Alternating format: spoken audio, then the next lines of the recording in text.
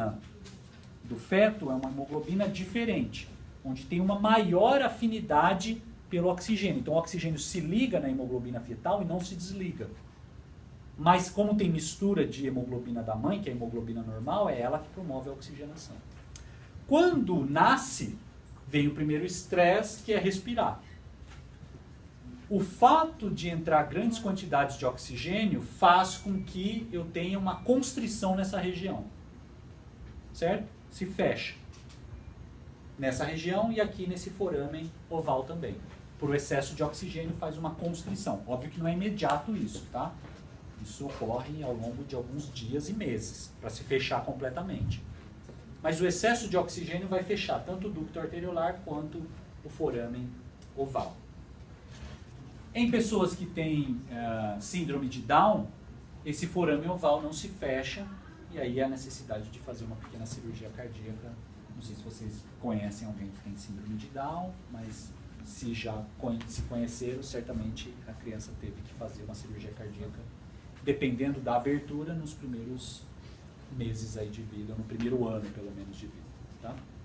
Professor, Oi. aquele sopro no coração por tempo.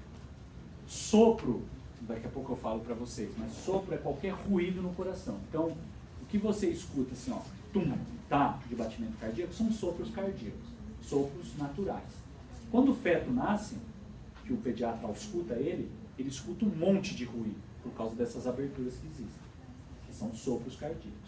Sopro é qualquer ruído que ocorre no coração, porque, por exemplo, uma válvula não fecha direito, certo? Então, existe um sopro chamado de regurgitação aórtica. Então, a válvula aorta não fecha quando ela tem que fechar. Então, fica extravasando sangue de volta para o ventrículo. Então, você escuta um ruído, que é chamado sopro.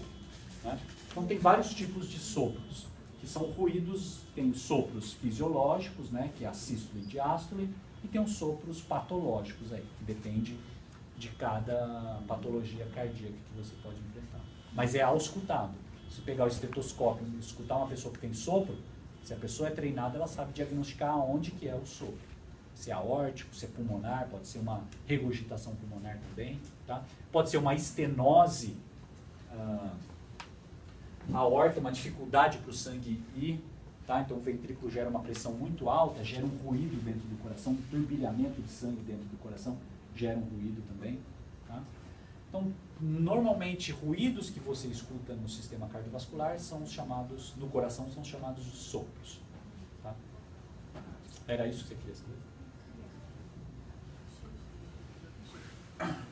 Bom, voltando para o músculo cardíaco, então nós temos aqui o miocárdio, né? Se a gente fizer um aumento maior do miocárdio, a gente vai ver a presença dos discos intercalares, né? Se nessa representação esquemática, nós aumentamos a superfície de contato entre duas células cardíacas, e aqui nós estamos falando de células de trabalho cardíaco, né? Células que, quando estimuladas, geram uma resposta contrátil. Tá? E esses discos intercalares permitem uma passagem do potencial de ação de uma célula para outra de maneira rápida, que são canais que permitem de baixa resistência elétrica, como nós estamos falando de um potencial elétrico, que passa através de um lugar que tem uma baixa resistência. Então ele passa mais facilmente de uma célula para outra. Tá? Então, é um ponto de contato entre duas células cardíacas, ele facilita a passagem do potencial de ação, e nós temos tanto discos intercalares atriais quanto ventriculares, né? Porque o potencial de ação do músculo cardíaco é gerado numa determinada região do coração, e isso precisa ser transmitido primeiro para o átrio. E aí isso é difundido para todo o átrio. Depois ele vai passar para o ventrículo, e no ventrículo existe um caminho por onde esse potencial tem que ser passado. Primeiro no septo ventricular, e depois para as laterais do ventrículo. Tá?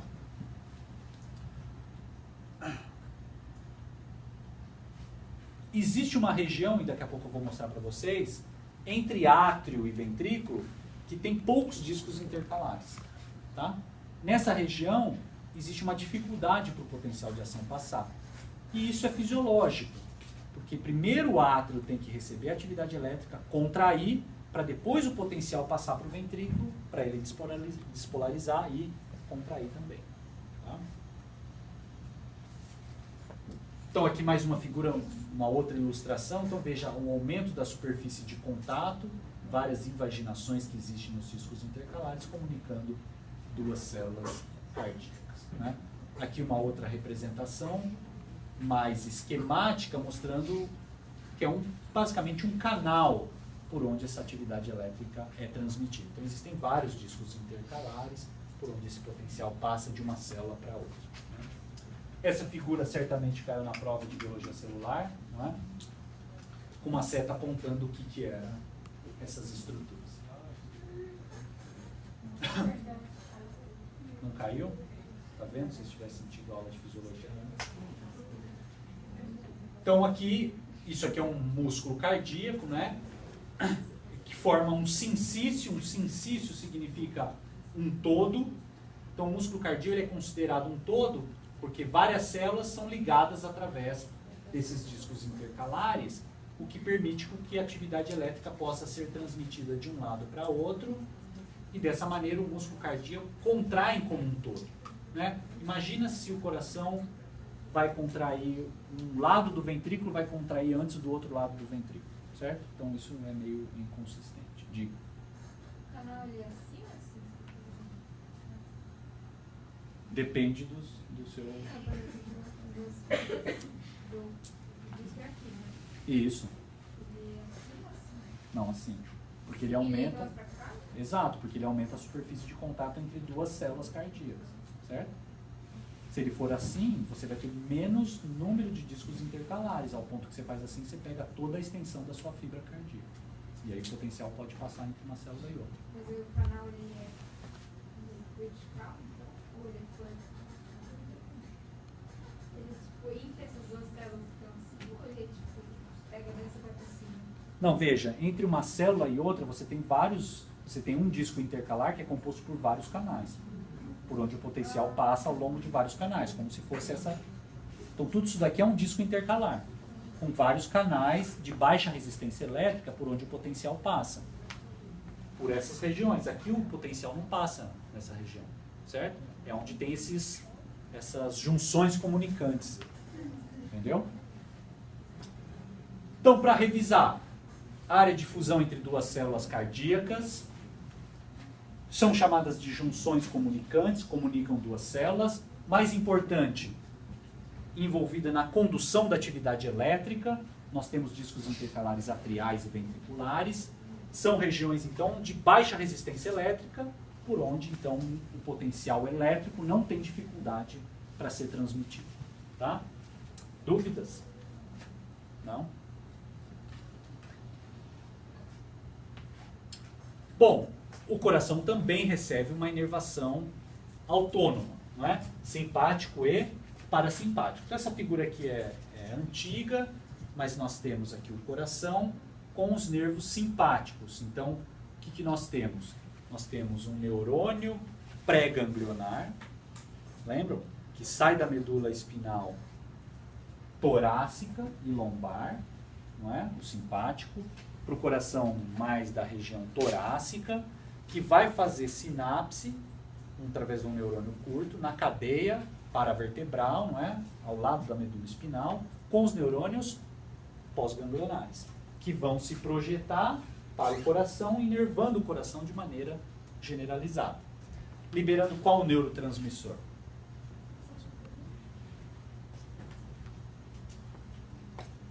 Acetilcolina, noradrenalina, ATP, dopamina. Qual é o neurotransmissor do simpático? O principal. Qual? Não entendi. É, do simpático. Noradrenalina. Tá?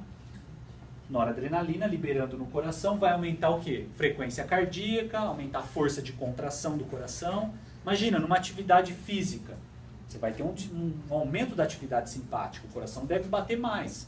Não é? Aumento da frequência cardíaca, porque está liberando noradrenalina. tá? Numa situação de luta e fuga. Não é? O simpático é ativado para liberar noradrenalina, para que o coração possa aumentar a força de contração, e isso aumenta a eficiência de ejeção de sangue e aumenta a frequência cardíaca, porque a demanda metabólica está aumentada. E aí nós temos o parasimpático, que sai lá de crânio sacral, que o coração sai da região cranial, os neurônios pré-ganglionares, não é? Sai lá do sistema nervoso central, da região do tronco encefálico, através do nervo vago, 10º par de nervos cranianos, vai promover a inervação do coração, fazendo uma sinapse. Aqui essa figura está errada, mas ela vai fazer sinapse num gânglio cardíaco, que já está muito próximo do coração, com o neurônio pós-ganglionar, que vai liberar aí sim a acetilcolina no coração. E a acetilcolina vai diminuir frequência cardíaca, não é? Ou vai também diminuir a força de contração, tá bom? Mas o coração é capaz de contrair e relaxar sem a influência desses nervos, tá? Aqui tem uma figura mais real do parasimpático, então o coração. Então veja os gânglios parasimpáticos. Então eu tenho as vias eferentes vagais, que fazem sinapse nesses gânglios cardíacos distribuídos ao longo de todo o coração, e aí os neurônios pós-ganglionares, aqui em verde, promovendo a inervação das células cardíacas como um todo. Não só das regiões especializadas, chamadas de nódo sinoatrial e nódo atrioventricular, tá? De uma maneira generalizada. Bom? Bom, diante disso, nós temos 5 questões para vocês responderem e entregar até o dia 3 de maio. Certo? Muitas dessas questões, talvez vocês não saibam responder agora, nesse momento. Mas daqui a uns 40 minutos, vocês saberão responder essas questões já. Tá? Então, quais são os efeitos da frequência se eu aplicar acetilcolina no seio venoso? No papel, a caneta, individual. Pode fazer em grupo, mas cada um tem que entregar o seu, certo? Se eu aplicar noradrenalina, teve mudança na contratividade e na frequência? Por que ocorre diminuição da frequência se estimular o nervo vago, né? Os aumentos de voltagem, de estímulo no coração, aumentam a amplitude da contração, porque como se explica o fenômeno da escala? E o que eu vou passar para vocês agora são vídeos, tá? Como se fosse uma aula prática. Como não é permitido mais ter aula prática, eu tenho uns vídeos de aulas práticas de uma aula prática chamada de cardiograma de tração, tá?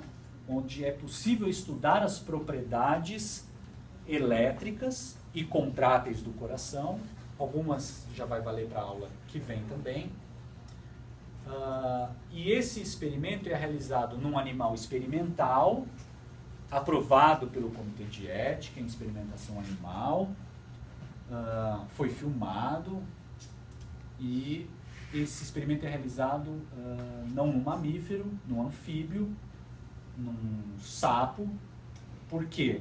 Porque esse animal, primeiro, ele é espinhalado, então ele não tem sensação de dor, de sensações, nada disso. Então é como se o sistema nervoso fosse separado do resto da medula espinhal, certo? Então não tem